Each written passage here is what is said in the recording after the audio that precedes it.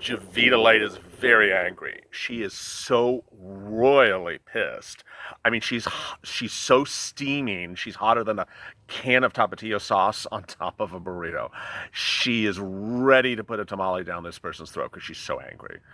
She's more revved up than a Corona Palooza concert in Oklahoma. Boy, I don't know if she's ever going to wear the scarf again. You know, it might be the end of JovitaLate for good.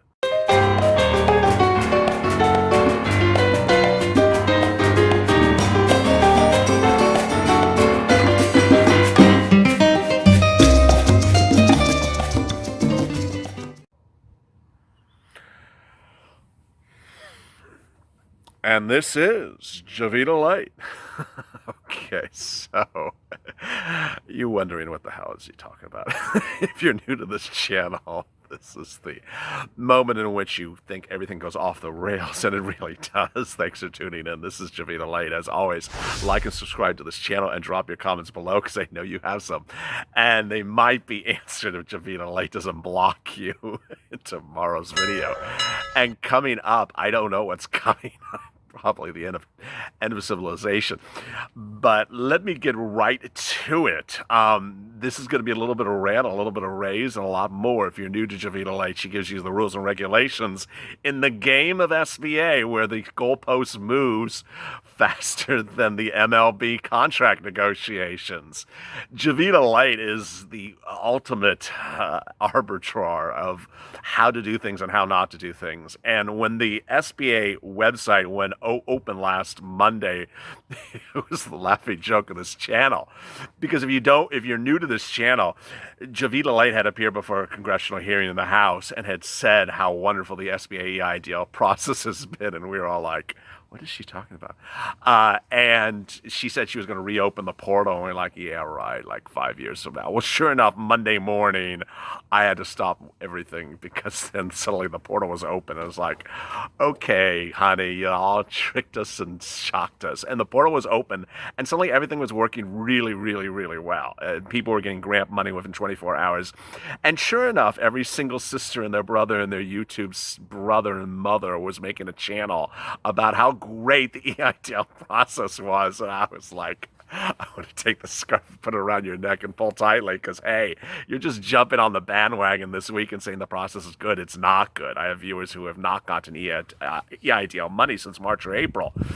And they were all reporting these newbie channels or these, Weeble wannabes that the EIDL process was paying grant money within 24 hours. Well, here was me on the other side, and guess what this channel got all the rest of this week and even today. So my friend got his grant money in 24 hours. How come I've waited 62 hours and I haven't gotten any money? And it's been 9 hours since my buddy got his money. He applied 2 minutes ago, and I've had to wait a day and a quarter. Where's my money? As you see how the moving goalposts have made me sort of dizzy. And here we have this video. So there's a little bit of a rant, a little bit of raises, and a lot of updates about timelines because you're all asking them. And that's what JovitaLate is good at, never keeping anything consistent. So if you applied for the EIDL grant or loan process this last Monday, here is the net result. I don't want to hear in the comments, no offense, but I want to hear in your comments that your brother and your sister got your money one day and why is yours not there the next day?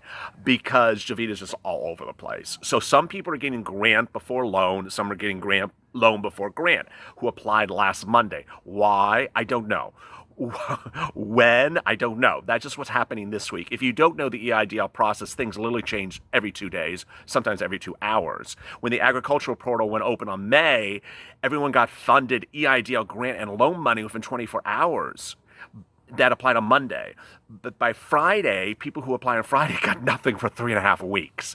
So I could sit back and say, I know who's processing these papers and that they only can do 20 an hour. And after the second day, they all pile up and it looks like a bad, back room of Home Depot where all the junk is thrown. And they just sort of like, okay, whatever, let's get to some. I don't know. I don't know why everything gets backlogged suddenly within 2 days. But so if you applied on Thursday for the EIDL grant or Wednesday for the EIDL grant, am I going to sit here and say you're going to get processed in 1 day? No. I mean, you could get processed in 3 months. I don't know know what happens after that. And if you're watching those wonderful clickbait viewers, they're selling you life insurance because you're about to die, or die from watching their horrible purple backgrounds, then you wonder to yourself, wait a second, are you to worry that this person is telling me on Monday everyone got money on Monday and Wednesday, and here it is Friday, I haven't got any money? No, the problem is that those channels don't update you. I do.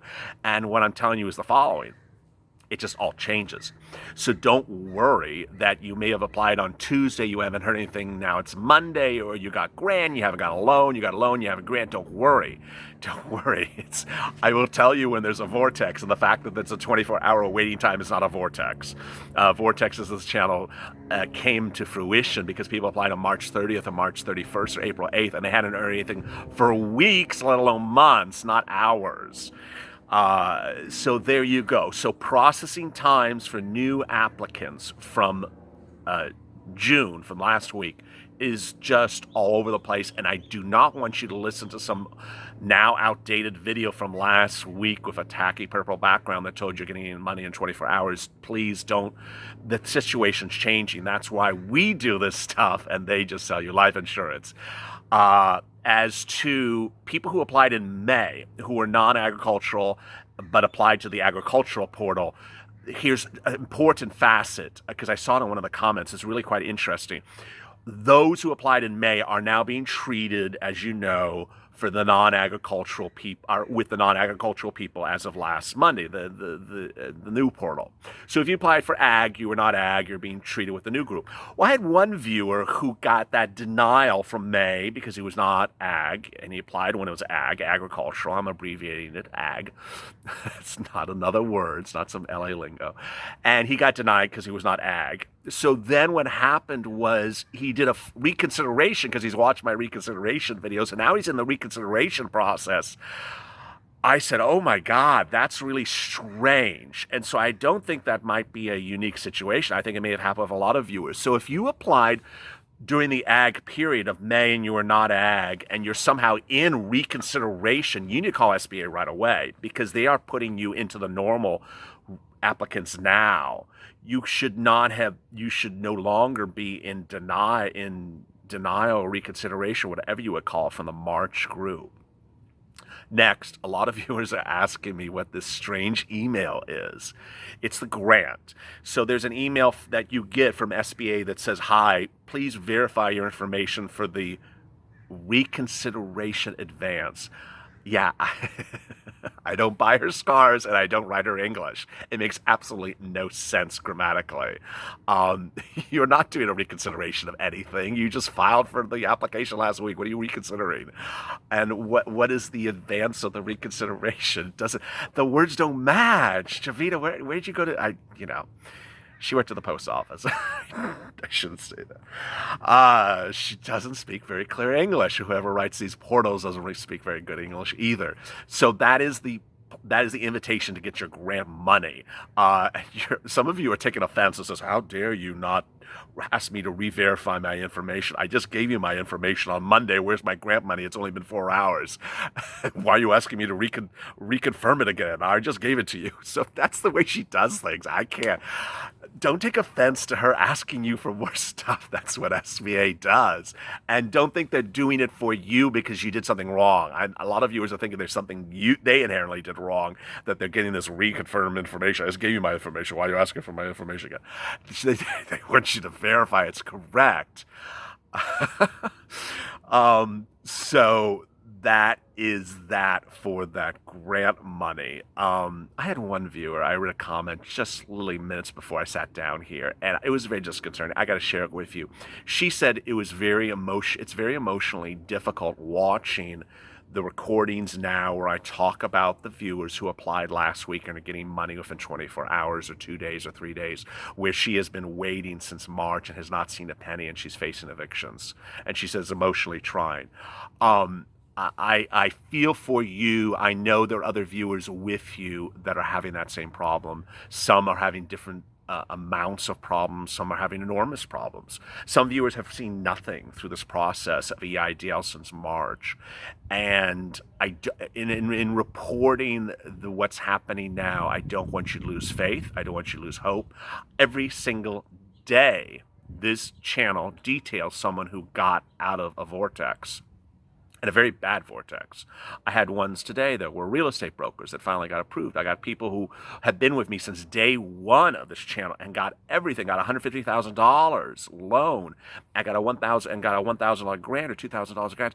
I mean, I personally I think I've recorded 6 videos today, and I remember at least 3 comments already just sitting here of people who were March or early April applicants, had nothing, and they've gotten everything now.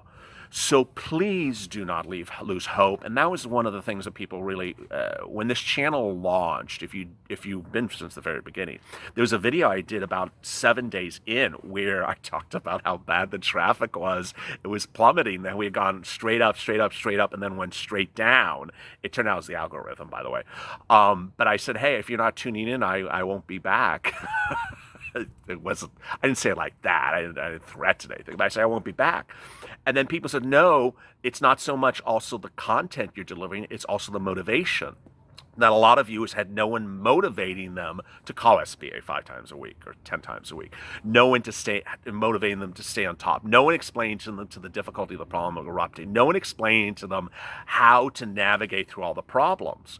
And I was doing that, and I didn't realize that that was one of the benefits of the channel to them. I thought the benefits of the channel was just the substance of the information, how to do this and how to do that. No, they said it was also the emotional support and the encouragement and giving people strength. I hear the word strength every single time, every single day in comments, giving them the strength to get through. So I'm sorry if anyone ever feels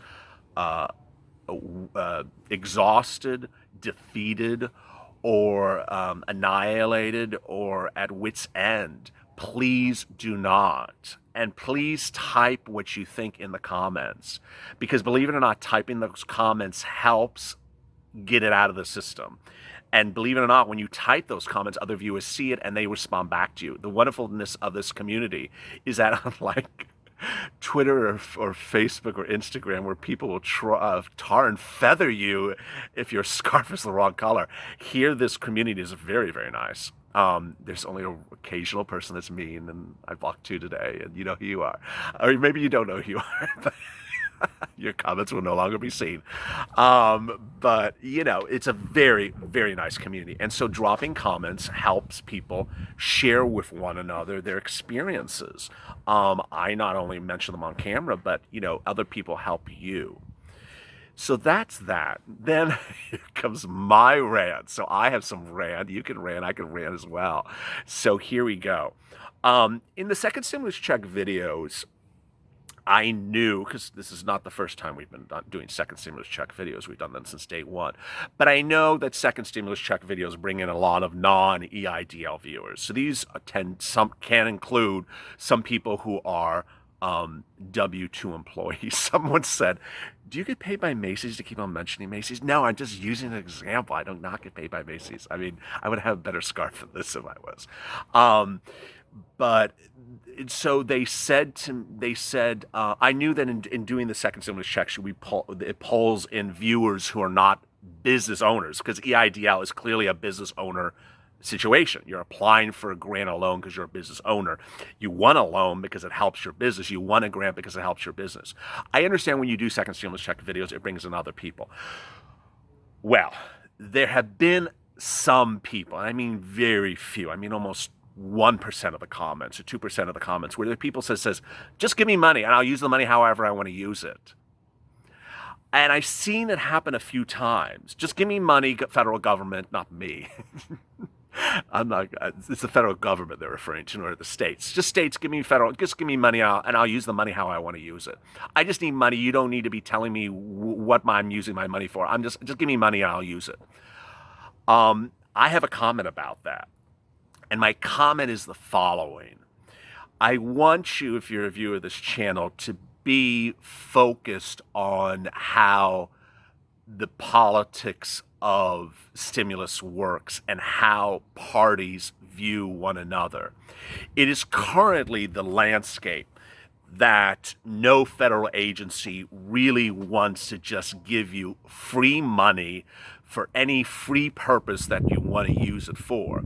SBA is a lending institution, ultimately. They want to make money on your loan. They're making 3.75%. That is money that helps, run that organization. The Fed with the Main Street Lending Program, they want to make whatever that LIBOR plus 300 basis points. They want to make money on your instrument.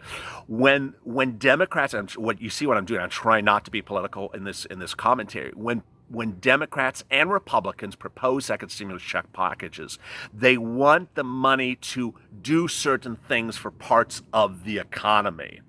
If you don't like that, then vote your people out of office. So when there is a package that is designed to do something for this part of the economy, they want the money to be working for that purpose. There is very few instances where the federal government wants to say, here's a check, go do what you want to do with the check. And there's some viewers that think that the federal government will ultimately continue to do that for them. I want you as a viewer to focus yourself financially and emotionally to understand that is not going to continue to happen, whether there's a Republican or a Democrat in control. They do not believe that they're going to just continue to give you money for any purpose that you wish them it to be used and for any rhyme or reason, because they just don't. That's just not the way they think. And I'm not defending them. I'm just telling you the situation. I'm not saying that you're not entitled to money. This channel has consistently said that there should be several stimulus checks per month over several months. This channel has always said $1,200 is crap. It doesn't do anything. What the hell is $1,200? This channel has always said that you need multiple stimulus checks, that you were gypped, that you should have been getting checks in the months of April and May and June. That's the position of this channel. So fully understand that I am with you in understanding and voicing your concerns that $1,200 is nothing. But there's some people that jump in the comments and said, hey, just give me money. I'll do what I ever want to do with the money. I want you to understand the federal government doesn't think that way. It doesn't, and it never will. States with unemployment assistance, I want you to understand with unemployment assistance and PUA what the state's mindsets are. States get the unemployment benefits, the money for it, from your employer that pays payroll taxes. That's how the states have that money there. The reason why they're so angry with Uber and Lyft is they don't have that money. Uber and Lyft has not been paying the money to the states because they've classified you as an independent contractor. And so they don't have that money inherently because Uber and Lyft has not been paying it. So when the states pay you these benefits as an Uber and Lyft driver, please understand that your employer, or whatever you call it, Uber and Lyft, has been, as states would allege, cheating the system. States are suing Uber and Lyft because they say we're paying out hundreds of millions of dollars to Uber and Lyft drivers, the viewers of the channel as well, money that we should have had from Uber and Lyft. We don't have it because Uber and Lyft has not been paying payroll taxes. So states are at issue with this problem. There's the problem of pandemic unemployment assistance, which states understand as independent contract, you don't pay payroll. I have independent contractors ask me all the time, can I get pandemic unemployment assistance? I'm going to be taping a PUA video in a second for second stimulus. Do I get unemployment assistance because I never pay payroll? Yes, you do. This is what PUA is set up for.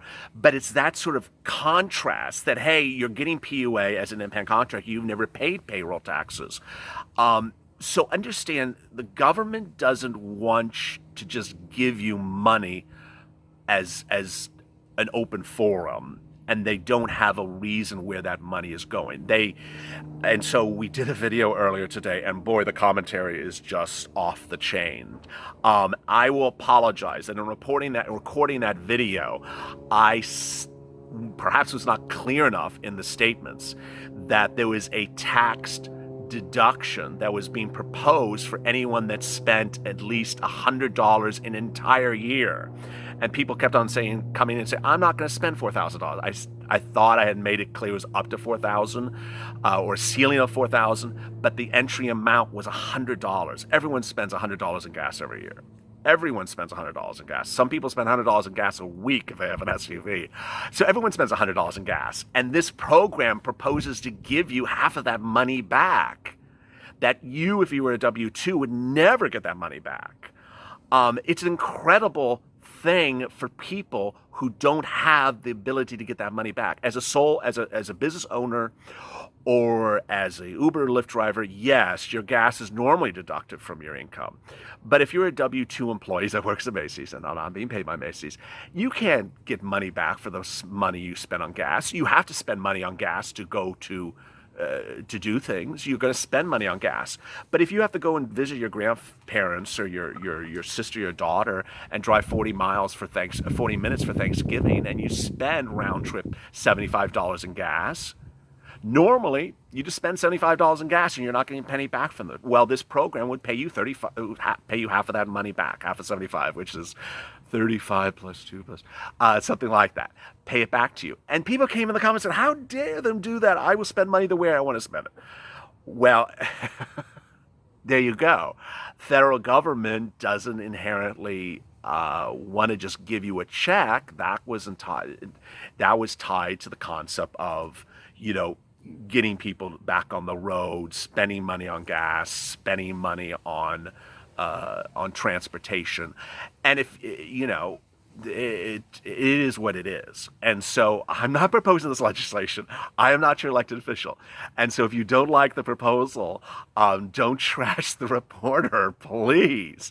But when it's something that you don't currently have, and it doesn't cost you anything, and you already are spending the money, you clearly are spending more than $50 a year in gas, then please don't trash the reporter because I reported something that the elected officials who maybe you voted for or maybe you didn't have now proposed.